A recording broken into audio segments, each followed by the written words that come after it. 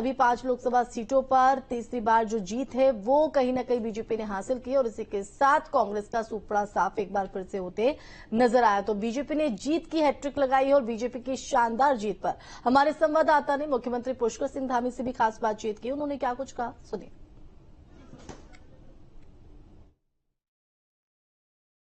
2014 और 2019 के बाद ये तीसरा टर्म है जब भारतीय जनता पार्टी को उत्तराखंड की 5 लोकसभा सीटें जीतने का अवसर मिला है। उत्तराखंड के लोगों ने तीसरी बार मोदी जी को प्रधानमंत्री बनाने के लिए 5 सीटें दे दी और हमारे साथ मुख्यमंत्री जी हैं, चूंकि इन्हीं के नेतृत्व में यहां पर चुनाव लड़ा गया है, तो 5 सीटें एक बार फिर भाजपा को गई है और मार्जिन भी किसी भी सीट पर तकरीबन 1.25 लाख से कम कोई मार्जिन नहीं है।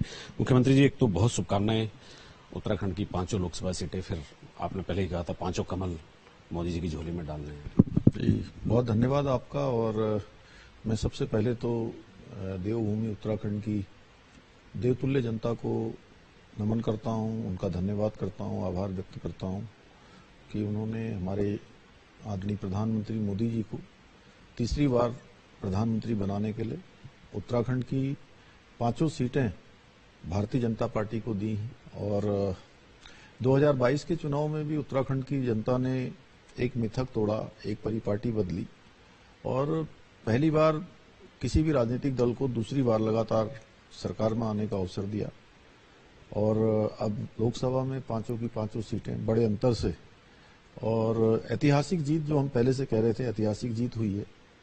वोटिंग कम होने के बाद भी ऐतिहासिक मार्जिन है और मोदी जी के हृदय में उत्तराखंड बसता है।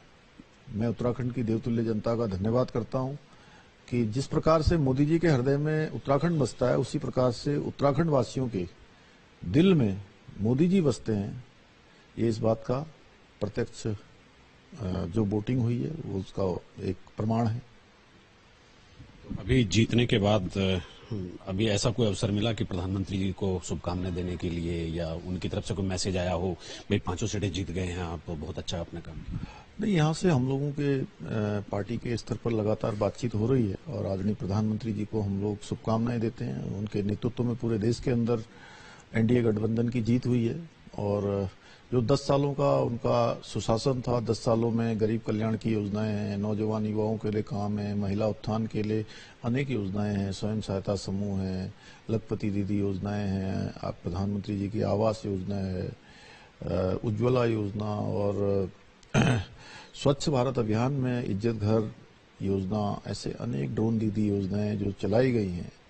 निश्चित रूप से मातृशक्ति का उत्थान हुआ है, नौजवान युवाओं को स्किल से जोड़ा गया है, गरीब कल्याण की योजनाएं हुई हैं, किसानों के हित में अनेक निर्णय देश के अंदर लिए गए हैं और एक स्थिर सरकार और मजबूत सरकार देश में 10 वर्षों तक चली है, जिसने पूरी दुनिया के अंदर भारत का मान सम्मान बढ़ाया है, पहचान बढ़ाई है, भारत आत्मनिर्भर भारत होने की दिशा में आगे बढ़ा है, विकसित भारत की ओर आगे बढ़ा है, startup India, make in India जैसी अनेक योजनाएं देश में चलाई गई हैं, ऐतिहासिक डिसीजन लिए गए हैं, धारा 370 का समापन हो या भगवान राम का मंदिर बनना हो, सीए का कानून लाना हो, 3 तलाक जैसी कुप्रथा का अंत हो, ऐसे अनेक कार्य हुए। नारी शक्ति बंधन विधेयक संसद में पारित हुआ है।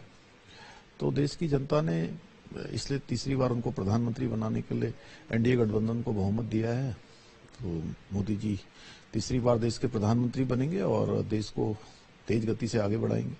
मुख्यमंत्री जी, आपने हरियाणा और हिमाचल में भी कई सीटों पर चुनाव प्रचार किया है, वो कौन कौन सी सीटें थी जहां आप गए थे?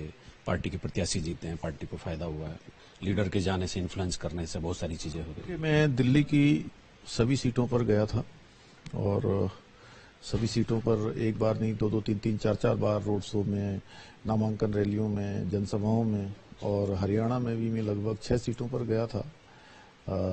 गुरुग्राम सीट पर मैं गया था, उसके बाद फरीदाबाद में गया था और कैथल कुरुक्षेत्र की सीट पर गया था, पानीपत की सीट पर गया था और रोहतक भी गया था मैं। तो इनमें से अधिकांश सीटें भारतीय जनता पार्टी जीत गई है। हिमाचल में भी प्रचार में गया था, वहां की सभी सीटें जीती हैं। तो इस प्रकार से अलग अलग अनुभव हैं देश में, अलग अलग जगह पर, चूंकि लोगों ने समर्थन किया है, कहीं पर समीकरणों के कारण से सीटें नहीं जीत पाए हैं, लेकिन मत प्रतिशत सब जगह पर बढ़ा है। अभी जो अगली तीसरी सरकार है, चूंकि आप अपने अनुभव से थोड़ा सा बताइए कि चूंकि नंबर गेम उस तरह का नहीं आया है, तो इस बार किस तरह की सरकार रहने वाली है? चूंकि प्राइम मिनिस्टर के खुद के बहुत बड़े राष्ट्रीय लेवल के एजेंडे हैं, उनके साथ कुछ और सहयोगी भी जुड़ने की संभावना व्यक्त की जा रही है, कुछ और सहयोगी भी ऐड ऑन हो सकते हैं। देखिए, देश की जनता ने जो बहुमत को, गठबंधन को जो बहुमत दिया है वो मोदी जी के नेतृत्व में दिया है, और पहले से तय था कि मोदी जी ही तीसरी बार देश के प्रधानमंत्री बनेंगे। इसलिए जो उनके एजेंडे हैं, विकसित भारत का संकल्प है, वो पूरा होगा। और सहयोगी लोग भी उस बात को भली भांति समझते हैं जो साथ में आए हैं कि किन मुद्दों के साथ भारतीय जनता पार्टी और मोदी जी चल रहे थे, जिसमें गठबंधन में वो है। अभी जब तीसरी बार मोदी जी शपथ ले लेंगे तो अपने स्टेट के लिए कुछ आपके मन में है कि किन किन चीजों पर प्रधानमंत्री जी से बातचीत करनी है? वैसे तो नेशनल प्रोजेक्ट हमारे यहाँ बहुत सारे चल रहे हैं।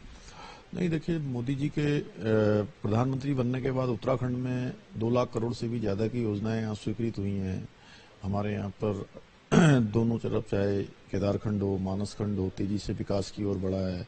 ऋषिकेश कर्णप्रयाग रेल लाइन, केदारनाथ का पुनर्निर्माण, बद्रीनाथ का मास्टर प्लान, हेमकुंड साहब का रूपवे, केदारनाथ का रूपवे, देहरादून जौलीग्रांट हवाई अड्डे का विस्तार, पंतनगर हवाई अड्डे का इंटरनेशनल हवाई अड्डा बनना, पिथौरागढ़ की यात्रा चलना, आदि कैलाश और मानसखंड की यात्रा चलना, टेहरी लेक का जो विस्तार है, उसका अपना स्ट्रक्चर है, वो बनना, ऐसे अनेक कार्य हैं जो। और गुंजी का आदि कैलाश का मास्टर प्लान, कुमाऊं गढ़वाल की कनेक्टिविटी को और अच्छा करना, ये सब काम हमारी प्राथमिकता में। टनकपुर बागेश्वर रेल लाइन है, तो उन सब पर काम होना है। तो जो काम चल रहे हैं वो काम तेजी से आगे बढ़ेंगे, और कुछ जो नए काम हैं, हमने जैसे गंगा कॉरिडोर हम बना रहे हैं देहरादून के ऋषिकेश और हरिद्वार में, इसी प्रकार से टनकपुर शारदा नदी पर जो है शारदा कॉरिडोर बन रहा है, कैंची धाम का मास्टर प्लान है, यमुनोत्री का रोपवे है।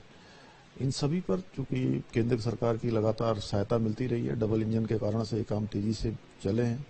मोदी जी तीसरी बार प्रधानमंत्री बनेंगे तो ये सब काम आगे बढ़ेंगे। तो हमारे साथ हैं मुख्यमंत्री पुष्कर सिंह धामी जी। तो 5 सीटें तीसरी बार, ये एक हैट्रिक है 5 लोकसभा सीटों की, यानी ये एक राज्य की हैट्रिक है भारतीय जनता पार्टी के पक्ष में। तो उन्होंने बताया कि आगे प्रधानमंत्री जी के सामने वो उत्तराखंड से जुड़े हुए किन किन मुद्दों पर बातचीत भी करने वाले हैं।